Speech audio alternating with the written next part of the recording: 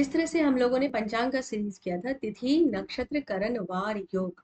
पंचांग जो समय के लिंब है और समय को सूक्ष्म रूप से देखने के लिए ही होरा लॉर्ड और महाकाल होरा लॉर्ड है, जो हमें हेल्प करते कि हमारा फ्री विल कहाँ है। उस जन्म के समय हमारा फ्री विल किस तरफ था, उसे समझाते हैं होरा लॉर्ड और महाकाल होरा लॉर्ड। उसी तरह से राशि के माध्यम से, ग्रहों के माध्यम से हमें यह पता चलता है कि हमारा समय किस तरफ चल रहा है। क्या हम उस लय में है, उस समय को समझ पा रहे हैं, अपनी परिस्थिति के अनुसार अपने आप को ढाल पा रहे हैं या नहीं। यह सारी चीजें ज्योतिष अध्ययन के अंदर ही आती है।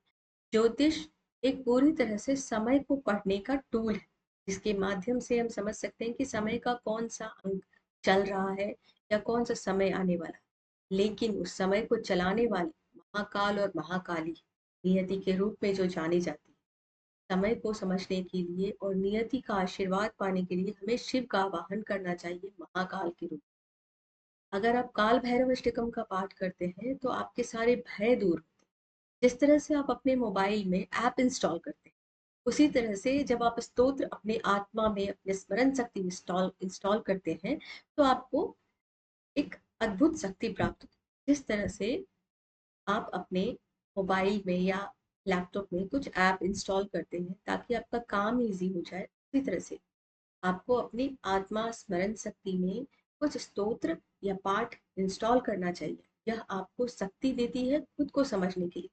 जब आप काल भैरव अष्टकम का पाठ करेंगे तब आपको रियलाइज होगा कि उसमें कुछ श्लोक है जिसके माध्यम से यह बताया जा रहा है कि देवराज इंद्र जो है उनके चरण कमलों को धोते हैं।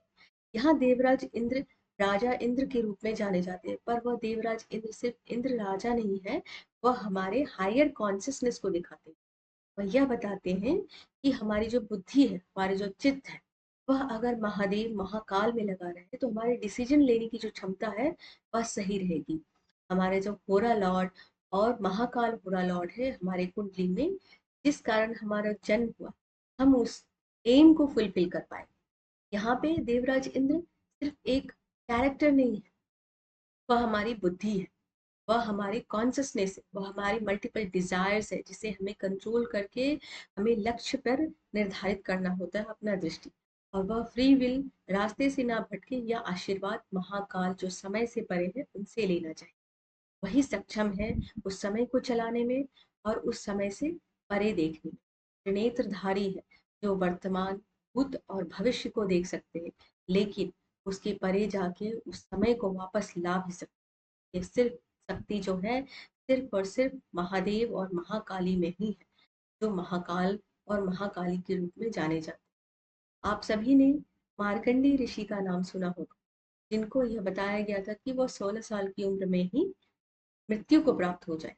लेकिन यह प्रिडिक्शन भी गलत होता है। क्यों? क्योंकि उन्होंने महादेव की आराधना की। महादेव की आराधना के माध्यम से उन्होंने मृत्यु यानी कि यमराज पे भी विजय प्राप्त कर दी। महादेव महाकाल स्वरूप उनके साथ थे, जिस कारण यमराज उनको छू भी नहीं पाए। और महामृत्युंजय मंत्र के माध्यम से उन्होंने मृत्यु पर भी विजय प्राप्त की और दीर्घायु हुई। दीर्घायु होने के कारण बहुत सारा आशीर्वाद महादेव से प्राप्त हुआ। और यह शक्ति सिर्फ महाकाल में ही है, जो ज्योतिष की कहे हुए बातों को भी हटा के वह आपकी इच्छा पूर्ति करते हैं। वह एक भक्त के सामने अपना सब कुछ निछावर करते हैं, इसीलिए वो महादेव भोलेनाथ भी कहलाते हैं। जो समय से परे हैं, उन महाकाल का आवाहन कीजिए, उनके स्तोत्र का पाठ कीजिए और अनुभव कीजिए अपने जीवन में कि किस तरह से प्रिडिक्शन से भी ऊपर कुछ है जो आपको मदद कर सकता है। उस एनर्जी को इन्वोक कीजिए और महाकाल के आशीर्वाद से महाकाली और नियति को समझने में सक्षम बनिए। होप यह इन्फॉर्मेशन आपको हेल्पफुल होगा और आप अपने ज्योतिष जो कुंडली के विश्लेषण है उन सबसे ऊपर उठ के इस एनर्जी को फील करेंगे और अपने अनुभव जरूर शेयर करें।